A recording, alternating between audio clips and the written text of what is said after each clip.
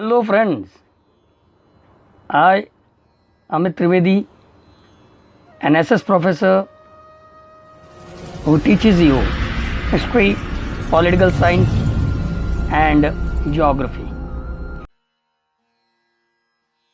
So now moving ahead with your contents of your chapter, you can see page number 2, traditions of historiography.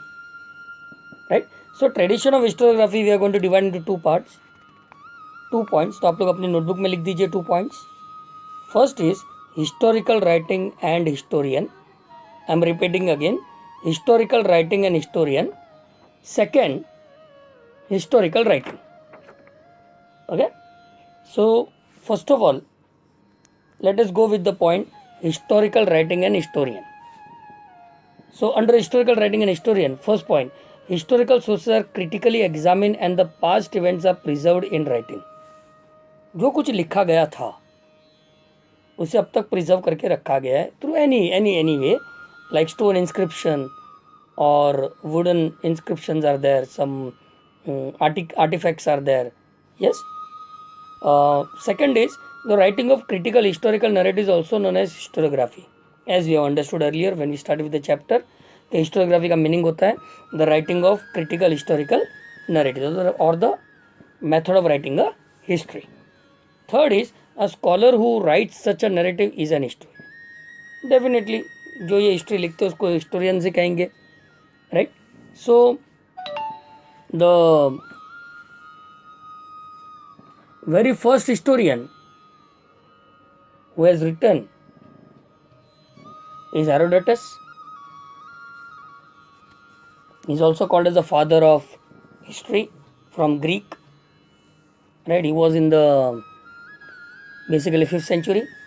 हम आगे पढ़ेंगे उनके बारे में, लेकिन जस्ट इंट्रोड्यूस कर रहा हूँ. Next is the historical writing, second point. So under historical writing you can check it out, a few points. You can underline the points. Historian is not in a position to include all events in his narratives.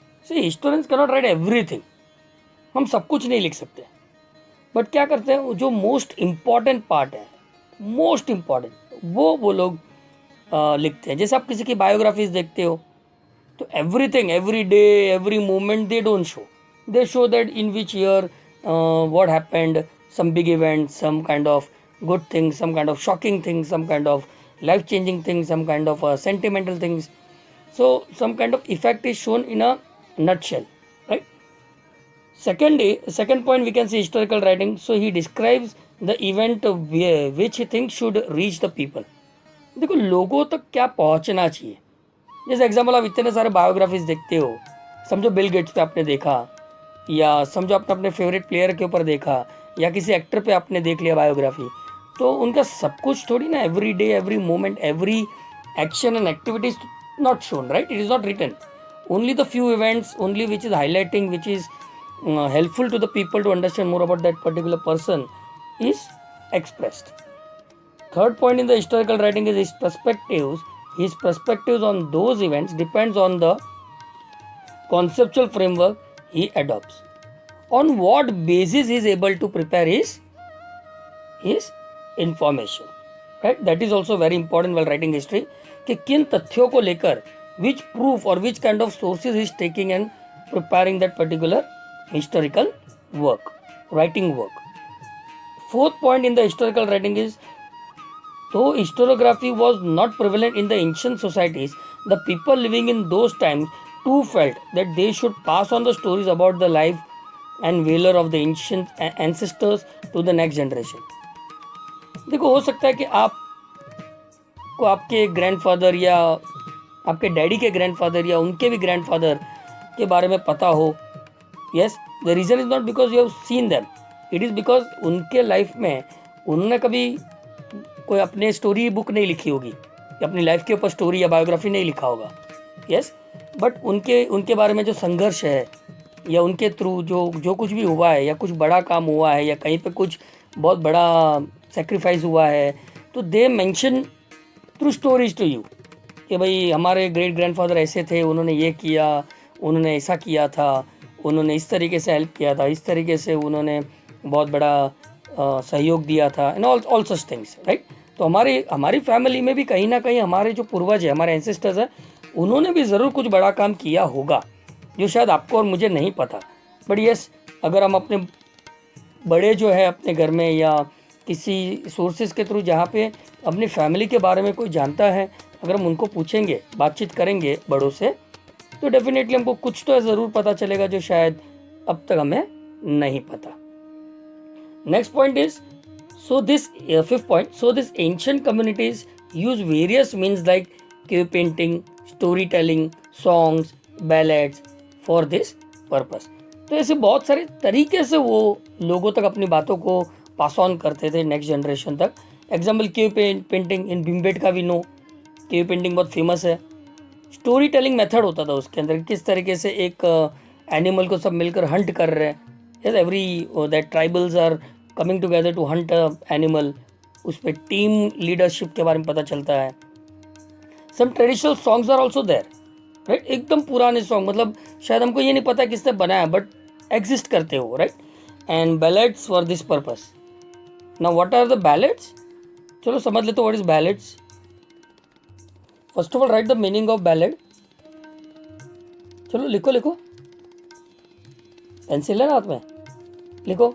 A long song or poem that tells a story, often about love. Yes. या हिंदी में जिसको हम कहते हैं प्राय प्रेमी विषय गाथा या कथात्मक गीत अथवा कविता जो गाथा रूप में गाई जाती है। तो let's have a kind of example. तो चलो एक ऑडियो सुनते हैं बैलेड्स का, तो आपको एक अंदाज़ा आ जाएगा किस तरीके से बैलेड्स होते हैं। एक एग्जाम्पल, ठीक है।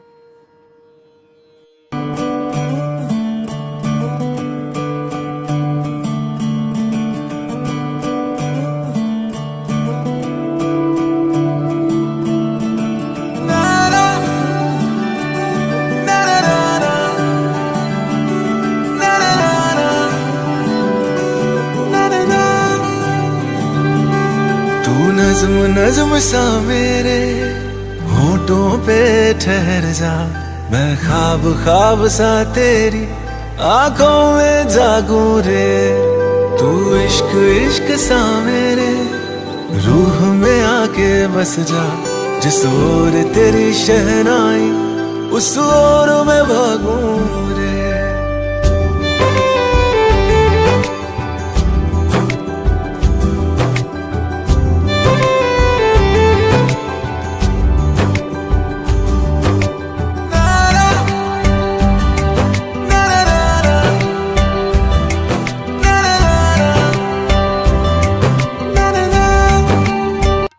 तो सुना ये बैलेड, हिंदी इंग्लिश में भी मिल जाएगा, बट हिंदी इसीलिए because you are very use to it, और आपका ही फेवरेट सॉन्ग भी हो सकता है, राइट।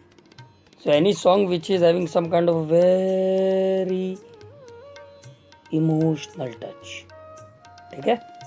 आगे बढ़ते हैं with the 6th point. In modern histography these means are looked upon as a source of history. So writing history is a kind of a very important source now, and historiography के अंदर लिखना, modern time में लिखना is very prevalent now, is very common. Everybody, small big, all of them write their like a example daily diaries we write. Even that is a kind of historiography, क्योंकि हम रोज़ का रोज़ लिख रहे हैं कि आज मेरे साथ ये इंसिडेंट हुआ, आज मेरे साथ इवेंट हुआ, आज अच्छा हुआ, आज मैं यहाँ गया था, आज मैंने इतना खर्च किया है, आज मुझे ये लोग मिले, आज मैंने इतना ब्यूटीफुल लेक्चर सुना। अपनी तारीफ भी कर लेनी चाहिए नहीं कभी कभी। Okay, so let's continue friends with the next point.